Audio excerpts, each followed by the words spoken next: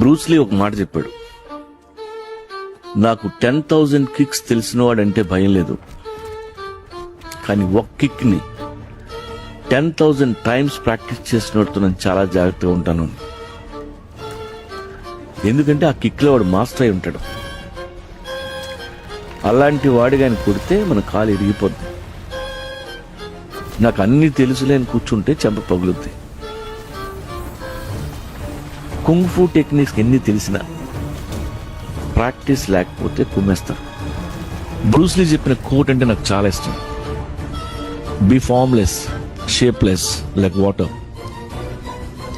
You put water into a cup, it becomes the cup. You put water into a bottle, it becomes the bottle. You put into a teapot, it becomes the teapot. Now water can flow or it can crash. Be water, my friend.